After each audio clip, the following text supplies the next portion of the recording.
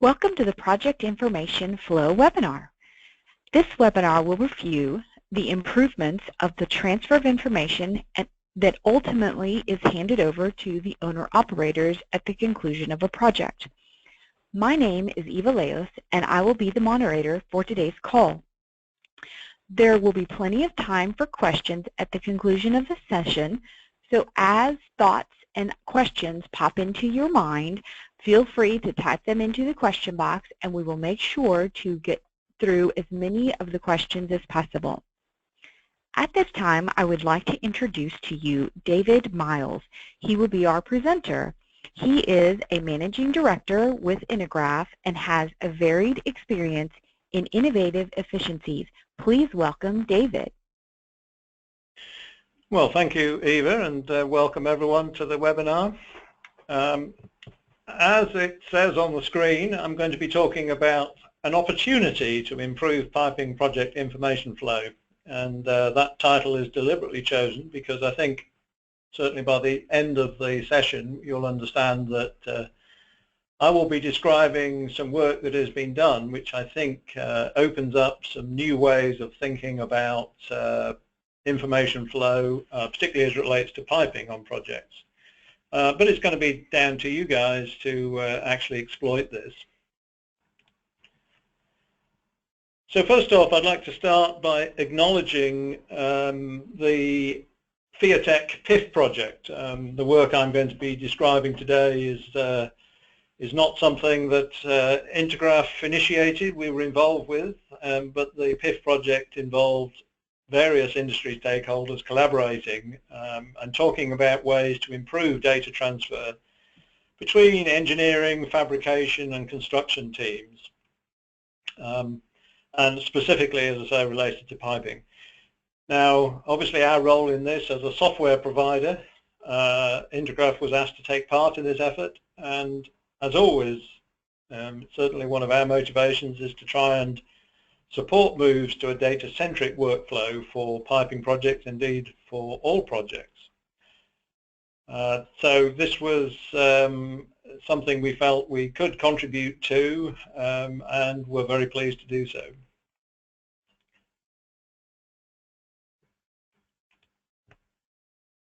So in all projects, and piping projects are no different, the task is really to translate. How do we go about translating the 3D model, in this case on the left-hand side of the screen, how do we go about translating that into the physical reality, the plant? Now, regardless of what software solutions that you use, it's possible to define certain stages that go on from the creation of piping data inside of the 3D model, through detailing, designation of spools and addition of material required for fabrication and construction, the actual fabrication of pipe spools, assembly maybe into modules, erection of spools into piping systems, commissioning and handover eventually to the owner-operator. You know, these are the kind of stages that occur whatever the size of project, whatever the scale of the project. One of the challenges that was put by a member of the PIF team was, well, can we imagine doing this work, this workflow, without a piping isometric? Because piping ISOs are such an integral part of these workflows, and very often being handed over as documents and passed on and used to drive and control the whole process. Now, as you might think that as someone who's worked with piping isometrics for many years, I would be a little bit alarmed by this proposition, but I wasn't, and I think, you know, this is definitely the way that we should be going. I mean, it's not that we would do it without isometrics, but you know, they would have their proper place as a report and as a dynamic document rather than something static and fixed. So again, if we drill down into a little bit more detail, just to set the scope. So in a typical piping workflow, as we know, we create a P&ID and we create a 3D model, and we make sure one way or another that those two documents are lined up. And when we're ready, we issue some piping ISOs, so issued for construction or approved for construction isometrics. And these, again, there are a number of different ways of doing this, but basically the isometric drawing sheet becomes the unit of work in subsequent processes. So whatever it says on the sheet, that becomes inviolate, and we use it downstream. Now, for a number of years, in addition to handing over drawings, a number of very successful workflows have been developed whereby data is passed in addition to documents, and the data consists of a file known as the PCF, or piping component file, and a line list, maybe as an Excel sheet, is handed over, and the piping fabricator can actually use that data to generate new drawings, reports, and modify and add value to the design data to help in the process of pipe fabrication. And then, of course, once the spool is completed in the fab shop, that can be sent to site or maybe assembled in a module. But we're now back to the original IFC isometric, and we use that to control the construction or the assembly of the pipe spools into the piping system that we originally envisaged in the 3D model. So a key component in that is this thing called the PCF. So we'll come back and talk a little bit more about that. But as a team, as a PIF project team, we declared that what we wanted was to be data-centric rather than document-centered in this piping fabrication process, piping fabrication and construction.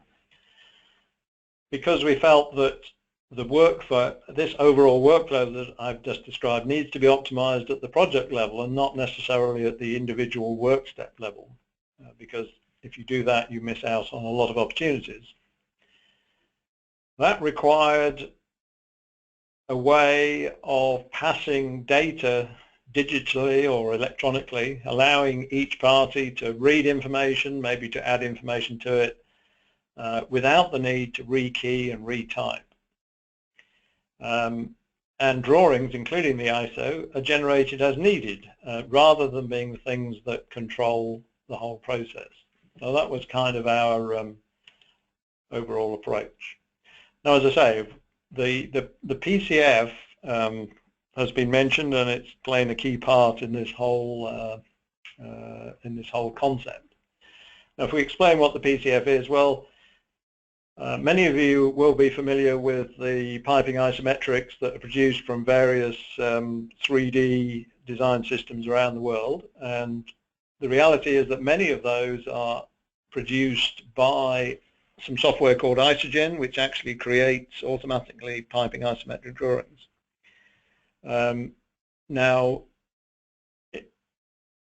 Intergraph obviously has a number of 3D piping solutions, that it says there, from Smart 3D, PDS, and CADWorks.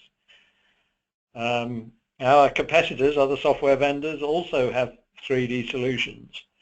The interesting thing in this field is that the use of Isogen is, or its file format is, almost universal. Now, in various stages in the past, various of our competitor systems have either used Isogen or have chosen to support the Isogen file format, the PCF. That extends to Aviva with PDMS, which has a version of Isogen that actually diverged from the common code base many, many years ago, but the data format is still much the same. So this is kind of an interesting and unique situation, and gives us an opportunity to build and do something rather neat. So it becomes almost irrelevant what 3D modeling system has been used. We are able to use that data that was originally intended to instruct Isogen how to create these isometric drawings. We can use that data to drive various processes, and obviously we're interested in fabrication and construction, but equally well that can apply to operations and various other things. We're often working with different people who want to use that piping data in some other application. It might be to do a pipe stress calculation or a fluid flow model and need some access to the physical data. So that fundamentally is, the PCF is almost a de facto standard as a way of exchanging information about piping. So the concept really was to evolve the PCF to support the vision that we've talked about. Why use it at all? Well, the PCF support is almost universal. As it says there in brackets, there is an older form of the PCF known as the IDF, which some of the older systems like PDS and PDMS use. But support, as I've said, is almost universal. So rather than invent a new standard, the PIF project looked at the idea of extending this de facto standard. Now, sounds very nice, but obviously the PCF was not intended for data transfer. It was intended as a feed or a data transfer to Isogen. So there are some limitations in its use for data exchange, as we'll talk about. And not least the fact that it is a proprietary format. It is an intergraph format and not a universal standard. So one of the issues we had to tackle was that all stakeholders needed to be free and feel free to use this format without any restriction. So the concept is really extremely simple, and as I say, this is an opportunity. First of all, first thing we did was really to look at defining a standard for piping data exchange. And we could do that. Obviously, Fiatech has promoted a lot of work on analysis of and data modeling of piping and other project information. So there was a ready-made database, if you like, of information that people felt they needed to or wanted to see exchanged. Much of this information is information you would typically see in a line list today. So essentially what the PIF project did was look at this database of standard properties and fields, and we mapped it to what the PCF supported as of at the time we started looking at it. And we quickly identified there were a good number of fields or attributes that were not directly supported in the PCF, and these could be added. And that was really our contribution as Intergraph to this project, was to agree to this extension of the format of the PCF. So just to again drill down a little bit more detail, if we look at a PCF file, first thing you'll notice is it's kind of English language, keyword driven. It's pretty easy to read and understand what it is. But if we look at the PCF as it is today, you see some deficiencies. So for example, what we call the pipeline reference, which is the name of the isometric, it typically is a structured name, but in order to pull information from that, you have to parse it. For example, here, the first 3 units in this line reference might be the name of the unit. Secondly, although the PCF supports up to 200 user-defined attributes, that kind of involves a contract between the sender and the receiver of the data. So both must understand what attribute 4 actually means. And on each project, this definition can be different. So you can find different data in different places. And if you look at the PCF on its own, it's almost impossible to figure out in isolation what data is being passed. And again, you will find in a lot of cases that there were fields that one would like to be there that were not. So data values which could be important are not typically there and need to be supplemented, say, by the line list. So if we look at a new, and the The term Super PCF was kind of seemed to evolve naturally out of the PIF project, but Super PCF is just the extended PCF. And as you can see in red, what we did based on these considerations was to define some new fields that were basically meaningful. For example, there's a bunch of new fields shown in red that allow us to put into the PCF links to the P&ID, the area, the plant and the unit that the line belongs to, some to from references and so forth. Similarly, additional data on the fluid, fluid properties, characteristics of the line such as its material of construction, design and operating conditions, QA and QC information such as test mediums and pre and post well heat treatment. Anything that you see in black is what was previously there, and anything that's in red is a new field.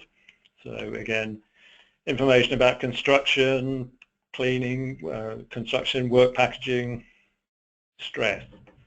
So a whole bunch of new information can now be added. At a more detailed level, and although what I'm describing here was not part of the PIF project, it's worth raising here. The PCF passes material information. Isogen is independent of a spec, so you don't need to pass a pipe spec in order to transfer information sensibly, because the PCF is self-sufficient. But you will find that in a lot of cases, although there is a detailed description of a component or a part, you would again need to parse that in order to pull out information about pipe schedule or component rating. So another thing we have done recently in the PCF is allow it to support important fabrication information such as the wall thickness and outside diameter and material construction for each part in the PCF. Again, this is always information that's readily available in the 3D model, so we really don't want people to have to figure it out all over again. So, where are we today? Well, the Super PCF is available. We'll talk a little more about what exactly that means. And we have added about 50 new fields that can be populated. We have updated the PCF documentation, and we have introduced this in the latest version of SpoolGen and of Smart 3D, the 2016 release, which has just come out. CADWorks will support this later next year.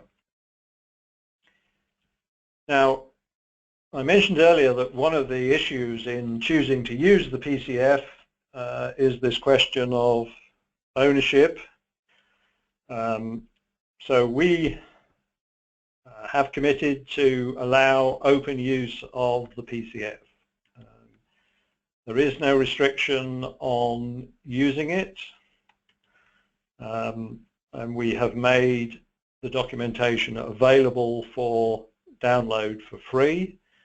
So you can go to our website and you can download it. We even took the trouble to make sure that the wording in the documentation made clear that, you know, we have no wish to restrict its use by anybody for anything. We have also established a LinkedIn group. If you go to LinkedIn and search for Piping Data Exchange, this is a forum to allow people to exchange information, views, opinions, whatever, on the idea of using the PCF for piping data exchange. We had a session at our user group in Las Vegas in 2015. There is a video. I'll give you a reference to it after this, but we had Ray Topping, who was previously the director of Fiatech, talking about this development, and I've just pulled out a few of the pertinent points. So I think this is quite important. Any technology is only effective if it actually gets built into your work processes and your people deploy it. So I think this is one of the key factors behind our use of the PCF. The fact is that the PCF and isogen and isometrics are already embedded in everybody's workflow.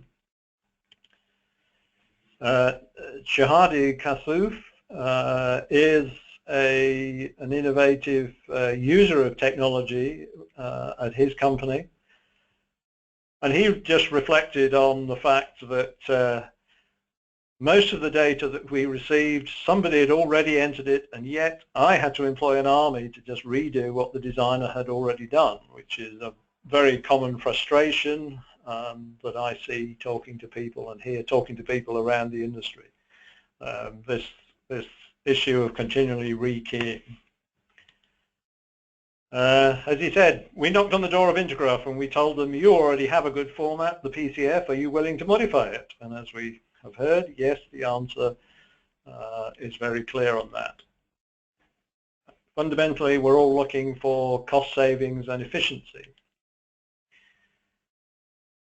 And what we believe is, as this gets implemented, it will significantly streamline and improve the workflow of piping through the design and delivery of projects. And I think that's a sentiment we can all share. As I say, if you'd like to see this video, you can go onto YouTube, just search for Intergraph Super PCF, and it'll pop up with this link here. And it's about 10 minutes just going through some of the points that I've been talking about. So I'd kind of like to wrap up with a bit of a call for action. And as I said at the beginning, I see this as an opportunity. So we've kind of gone as far with this as we can. So the question now is, will industry support and adopt this? I hope so, and we'll certainly be encouraging people to do so in the coming months and years. Will other software vendors support the Super PCF? Again, I hope so, and I'm encouraged by the conversations I've had.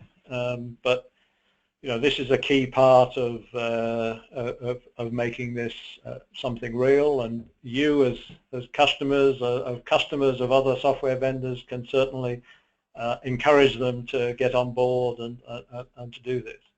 And that's certainly something that we welcome. Are there further extensions to the PCF?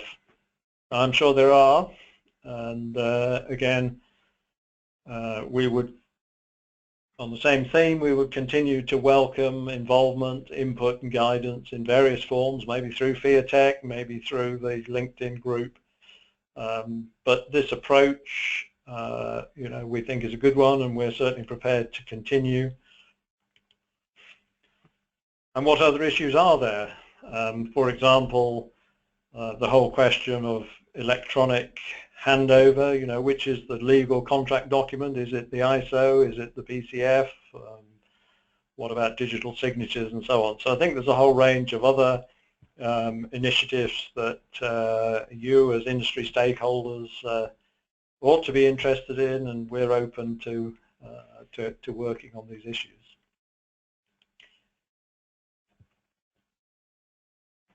So if I just sum up, what we might say is the value proposition for the Super PCF. So as we've said, many fabrication and construction work processes are very much document-based and involve continually re-extracting or recreating data and drawings which were originally produced in engineering systems. So you can see a downgrade of quality. So the solution we adopted was, first of all, to try and standardize on what the data requirement was, and that came from the industry stakeholders. And then we want to maximize the use of piping data in isogen format, extending the de facto standard and opening up new opportunities. The benefits we hope and expect to see, well, we hope to see reduced man-hours on projects, eliminating the copying and recreation of data, reducing errors, supporting better traceability because you're data-centric, and more transparent work processes so that everybody knows what everybody else is doing. Our plans as Intergraph, well, we are supporting and will continue to support wide use of the PCF to transfer data, and we will continue to work with industry bodies such as Fiatech and other software vendors to promote better work processes.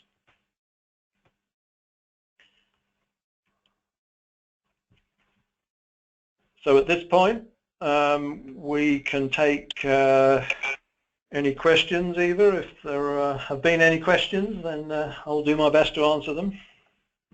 Absolutely. So thank you so much for going through this. The first question I would ask is, could the PCF format be extended further? Yes, that's certainly possible. I mean, if you looked closely at what I was talking about, we've essentially covered the transfer of data about the pipeline itself. Now, the PCF contained information, a lot of other information, I mean, geometric information about the parts, and clearly the same approach could equally well be applied to that. So that, you know, there could be a, I don't know what you would call it. I mean, we've already got the super PCF, but maybe the super PCF2 or the very super PCF. We could carry on with this approach for a long time. Okay, so there's just continued opportunity for growth depending on the needs. Certainly. So how would somebody know whether or not their particular piping design software is supported by the super PCF? So, you know, as I've said, this is not an easy not an easy answer, because it really depends on what system we're using. So, generally speaking, Intergraph solutions are already ready or will be, but one would need to do some work to maybe change setups and options on. Other software vendors, obviously not, you know, I can't speak for them, but we made the documentation of the Super PCF available on this website for download some months back. So one would hope that various other vendors are in a position to get on with this and support it. Okay. So the best way that they can find that out is what method? Really to talk to their vendor, their supplier about it. Okay. And make sure, you know, maybe using information like this as a reference, make sure they understand what it is they can and need to do. Okay. So why did you use a proprietary format, the PCF, instead of promoting the use of a standardized file format for data exchange? So I think I made this point a couple of times in the webinar. The choice really is between using an existing de facto standard, a system that is quite widely, if not universally, used already in the piping industry, and finding ways of extending it, rather than designing a new format and expecting all the vendors to support it, which one can see the pros and cons of both methods. I mean, on this particular instance, because of the prevalence of the PCF in all sorts of existing workflows, we chose to build on that and extend the PCF. Now, there are many examples in the past of standards having been developed and never being adopted or not widely adopted. I think the thing with the PCF is, it's a living document a living format, and certainly, so long as people need piping isometrics, they will be using the PCF. Okay. So another question is, piping always leads the pack, but when will some similar initiative involving electrical, structural, and instrumental data be available? Again, that's a question that I've been asked in the past, an interesting one, and it may be that in other disciplines, this approach just won't be possible, and we have a unique set of circumstances with piping because of the prevalence of this format. So it's always kind of hard to invent a new format just for the purposes of data exchange. So I'm not sure I can give a very positive answer on this one, but certainly one would hope that the lessons and the experience that we gain with this, could be applied in other disciplines, and certainly it's something I know that people with inside Intergraph are quite often interested in talking to me about. They sort of come and say, well, how did you do it, with the PCF? I'm not sure we can claim any great credit for that, but it just turned out that what we had done was just worked extremely effectively. So understand. Well, I believe that was the last question, and one of the things that I would wrap up with is stating that the process of the future of how we continue to work together, continue to make changes in the industry at large is through collaboration, interaction with each other. Intergraph is an avid supporter of Fiatech. I'm sure that they will have a big presence at the upcoming technology conference in 2017, and this is a great place to not only learn from each other, but network and bring up these kinds of questions. When are we going to get to that next stage? Obviously, everything takes time, and not just interaction, but also the conversation that we would ensure efficiency. So I encourage you to save the date for the 2017 Technology Conference. It's April 10th through the 12th in Orlando, Florida, and you will get an opportunity to meet in person with many Intergraph representatives, as well as many other thought leaders, owners, operators, EPCs that will participate at this event. Also, keep an eye on the fiatech.org website. We will have a couple of more webinars that are scheduled for 2017, and we look forward to the new year bringing more and interesting, innovative solutions for all of those in the industry. Thank you all so much for participating in today's webinar, and we look forward to the next one. Have a wonderful day.